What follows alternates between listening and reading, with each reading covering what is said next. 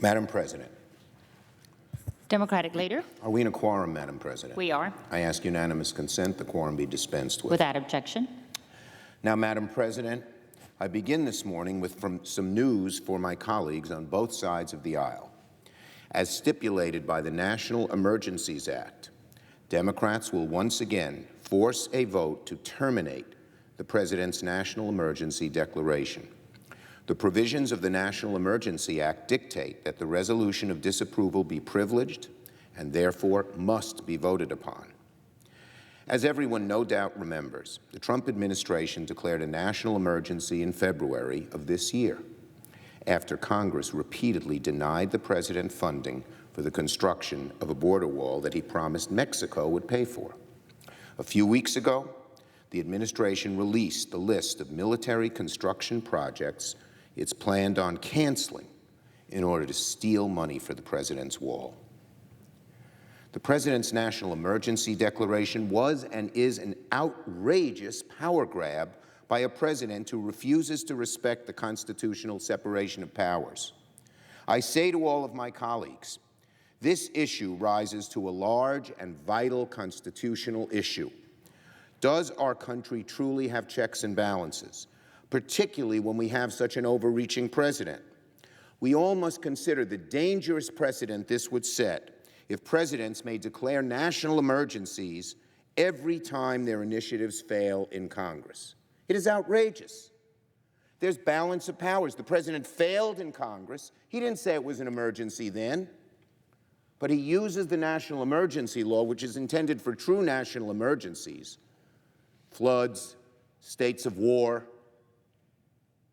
and then overrules the will of the people as voiced in the Congress. This is so wrong. The President has clearly attempted to usurp the power of the purse given exclusively to Congress by the Constitution by taking funding from projects we've approved and giving it to projects we've repeatedly declined to approve.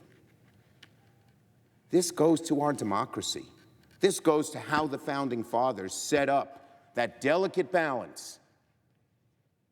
We have never had such a president overreach on an emergency basis. The recourse for such a brazen power grab should be an overwhelming bipartisan vote in the Congress to terminate the emergency declaration and reassert our constitutional authority. Most of my colleagues know this is wrong. In fact, when we had a vote last time, 59 senators, including a good number of Republicans, voted against the emergency. And you know what adds insult to injury? Who is the president stealing the money from? Our military. Projects that protect our nation, support military families, local economies, local schools. The Trump administration has proposed pilfering funds from projects in 23 states, 3 U.S. territories, and military installations in 20 countries, including $80 million from projects in North Carolina, $30 million in Arizona, even a middle school in Kentucky. How do we say to the men and women who risk their lives for us and whose families sacrifice that we're taking their money away, that the president's taking the money away, and we're going to shrug our shoulders? Not this member, not this senator, not, I believe, every senator on our side, not a whole bunch on their side. On the Republican side, we need some more people to join us. I hope we'll see even a larger majority stand up for both the Constitution and the military and its military members and families. Democrats and Republicans alike should vote to terminate the president's national emergency declaration, and you can be sure, we will make sure that everyone will have a chance to do so within the next month. If we don't do it, how many more emergencies will the president declare? Who else will he take money from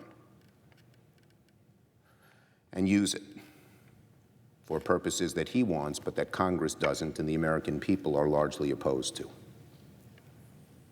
Now, on another matter, We have until the end of the month for members of both parties to work together and fund the federal government, one of our most basic responsibilities as legislators. At the end of July, both parties came together to produce a budget deal that set the blueprint for negotiations this fall. The same spirit of bipartisanship is required now to move forward through the appropriations process. And it starts with good faith discussions on how we allocate funding to the 12 subcommittees. To be successful, that process must be fair, cooperative, and bipartisan. Under a partisan process, we know what happens. We all lived through it just 9 months ago. The President demanded funding for a border wall and then shut down the government when Congress didn't give in to him. Now, just 9 months later, I have read reports that Republicans are considering going down the same path again, potentially risking another government shutdown over the exact same issue.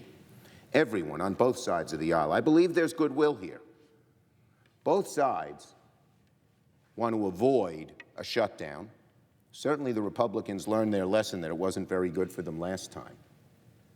Both sides want to avoid a shutdown, and both sides would prefer to have a real budget, not a CR.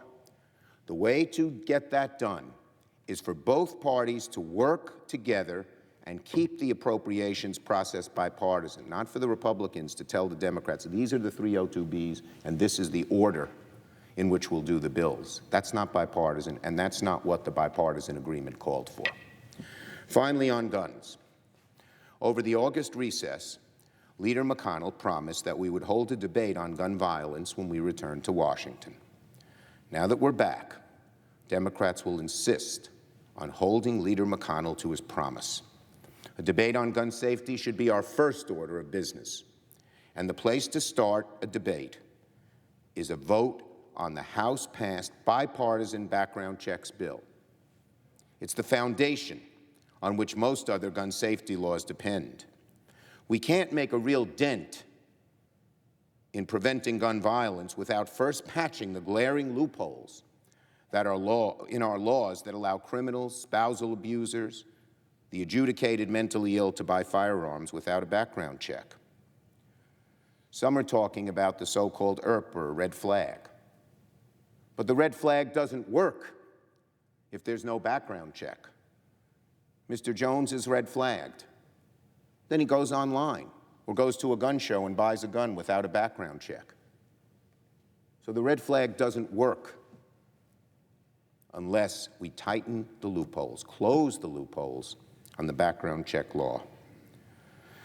Later today, Republican leaders will meet with President Trump to talk about the congressional agenda this fall. Gun violence, according to the reports I've read, is expected to be a topic of the conversation.